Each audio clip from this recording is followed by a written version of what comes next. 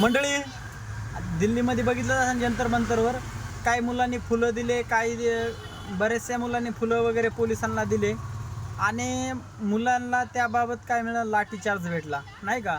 आणि बिहारमध्ये ही वेगळीच पद्धत, तिथं डायरेक्ट म्हणजे पोलिसांचा काही रिस्पेक्ट नाही, काय नाही. जेव्हा ते पाणी मारतात ना त्याच्या खाली तो एन्जॉय करायला लागलेत पोरं, आणि बॅरिकेड लावतात ना पोलिस, तर पोरं बॅरिकेड होऊन पळत येतात. म्हणजे बघा ना, बिहारच्या मुलांची मेंटॅलिटी वेगळी आणि दिल्लीमध्ये जेवढे प्रोटेक्शन करतात त्यांची मेंटॅलिटी वेगळी.